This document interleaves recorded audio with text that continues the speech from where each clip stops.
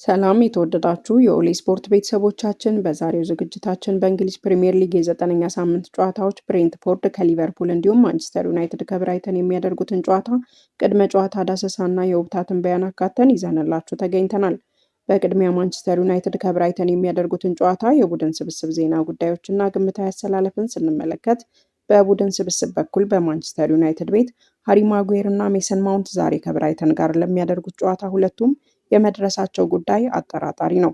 ማጉዌር ባለፈው ሳምንት ክለቡ ሊቨርፑልን ባሸነፈበት ጨዋታ ላይ የማሸነፊያ ጎል ያስቆጠረ ሲሆን ማውንትም በዚያው ጨዋታ ጥሩ እንቅስቃሴ ማድረግ ችሏል።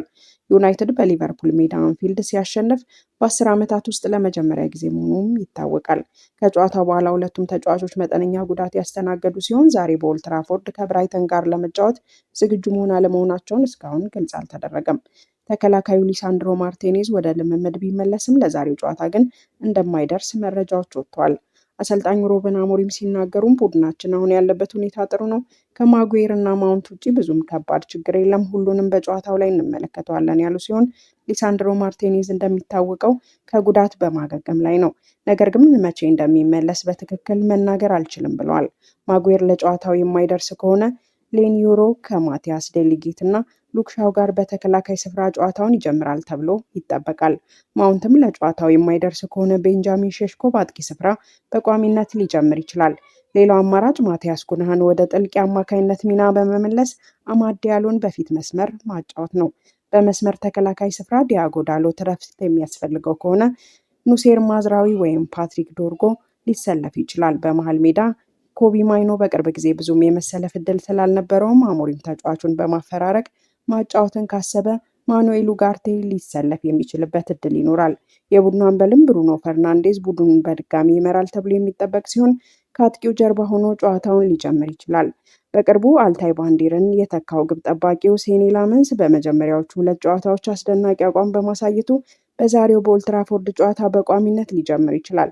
የማንቸስተር ዩናይትድ ግምታዊ አሰላለፍ በ3-4-2-1 የጨዋታ ቅርጽ በግብ ጠባቂ ስፍራ ሴኒ ላመንስ፣ ተከላካዮች ዴሊጌት፣ ዩሮ እና ሻው፣ በአማካይ ስፍራ አማድ፣ ካሴሚኖ፣ ፈርናንዴዝ እና ዳሎት፣ የመስመር አጥቂዎች ምቤሞ እና ኩንሃ፣ የፊት አጥቂ ሸሽኮ ሆነው ሊጀምሩ ይችላሉ።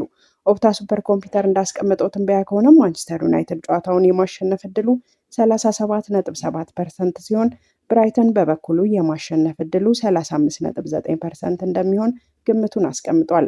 ጨዋታው በአቻ ውጤት የመጠናቀቅ እድሉ 26.4% ነው ተብሏል። በመቀጠል ብሬንትፎርድ ከሊቨርፑል በሚያደርጉት ጨዋታ የቡድን ስብስብ ዜናና ግምታዊ አሰላለፍን ስንመለከት የሊቨርፑል አጥቂ አሌክሳንደር ኢሳክ ዛሬ ክለቡ ሊቨርፑል ከብሬንትፎርድ ጋር በሚያደርገው የፕሪምየር ሊግ ጨዋታ በጉዳት ምክንያት ላይሰለፍ ይችላል። ተጫዋቹ በቻምፒዮንስ ሊግ ከኢንትራ ፍራንክፈርት ጋር ያደረጉት ጨዋታ በቋሚነት የጀመረ ሲሆን በዚያ ጨዋታ ሊቨርፑል 5-1 ቢያሸንፍም ተጫዋቹ ግን ተቀይሮ መውጣቱና ጉዳት ማስተናገዱ እየተነገረ ይገኛል። አሰልጣኙ አርነ ስሎት እንደተናገሩት ኢሳቅ ያጋጠመው የብሽሽት ጉዳት እንደሆነና ከባድ እንዳልሆነ ተናግሯል። በተጨማሪም ኢሳቅ ሙሉ የቅድመ ውድድር ዘመን ጨዋታዎችን እንዳላደረገና ሊቨርፑልን ከመቀላቀሉ በፊት ጨዋታዎችን እንዳላደረገ የሚታወስ ነው።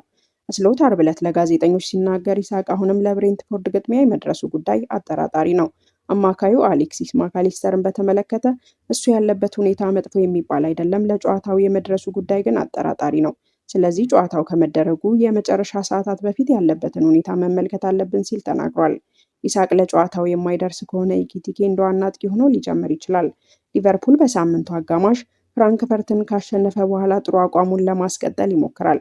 ይህም ከ4 ተከታታይ ጨዋታዎች ሽንፈት በኋላ የተገኘ ድል መሆኑ ይታወቃል። መሐመድ ሳላ በቻምፒዮንስ ሊጉ ከተጠባባቂ ወንበር ላይ በመነሳት 16 ደቂቃ ብቻ ከተጫወተው በኋላ በዛሬው የሊግ ጨዋታ ወደ መጀመሪያው አሰላለፍ ሊመለስ ይችላል።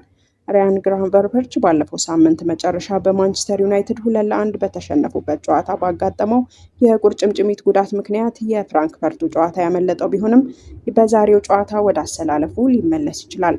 ከማንቸስተር ዩናይትድ ጋር ባደረጉት ጨዋታ ላይ ጭንቅላቱ ላይ ጉዳት ያስተናገደው አሌክሲስ ማካሊስተር በዛሬው ጨዋታ በቋሚነት የሚጀምር ከሆነና ግራቨንበርች ለጨዋታው የማይደርስ ከሆነ ኩርቲስ ጆንስ ወይም ዶሚኒክ ስቦዝ ላይ በመሃል ሜዳ ጨዋታውን ሊጀምሩ ይችላሉ። ግብ ጠባቂው ጆርጅ ማማርዳሽቪሊ ዛሬም መጫወቱን የሚቀጥል ሲሆን አሊሰን ቤከር ከደረሰበት ጉዳት በማገገም መጨረሻው ምዕራፍ ላይ እንደሚገኝ ታውቋል። ጀርሚ ፍሪምባንክ ከፍራንክፈርት ጋር ባደረጉት ጨዋታ ባጋጠመው የጡንቻ ጉዳት ለብዙ ሳምንት ከሜዳ ይርቃል ተብሎ ይጠበቃል። በዚህም ምክንያት ኮኖር ብራድሌ በቀይ መስመር ተከላካይ ይጀምራል ተብሎ ሲጠበቅ፣ አንዲ ሮበርትሰን በበኩሉ ሜሎስ ኬርኬዝ በቅርቡ ጥሩ አቋም ማሳየት ባለመቻሉ በግራ መስመር ተከላካይ በኩል ሊሰለፍ ይችላል። ዋታሩ ኢንዶ ረቡዕ ዕለት ካጋጠመው መጠነኛ ጉዳት ተመልሶ በተጠባባቂ ወንበር ላይ እንደሚኖር ይጠበቃል። ጆቫኒ ሊዮኒ ከደረሰበት ኤሲኤል ጉዳት በኋላ የጉልበት ቀዶ ጥገና ካደረገ በኋላ ለረዥም ጊዜ ከሜዳ ይርቃል። በሳምንቱ አጋማሽ የመጀመሪያ ኳሱን አመቻችቶ ካቀበለ በኋላ በዛሬው ጨዋታ ፍሎሪያን ቨርትዝ ቦታውን ለማስጠበቅ እና የሊቨርፑልን የቅርብ ጊዜ አቋም ለማሻሻል ጥረት ያደርጋል ተብሎ ተስፋ ተጥሎበታል።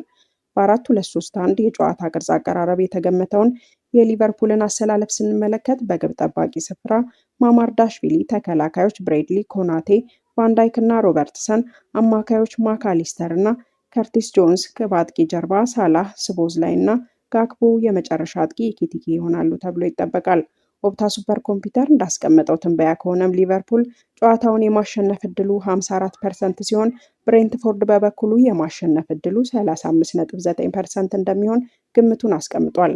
ጨዋታው በአቻ ውጤት የመጠናቀቅ እድሉ 22.5% ነው ተብሏል። ለሰዓቱ ያዝናቸው መረጃዎች እነዚህን ይመስሉ ነበር። ስትከታተሉን ስለቆያችሁ እናመሰግናለን። መልካም ቀን ተመኘን። ድጋሚ ያገናኘን ኖስቤሞስ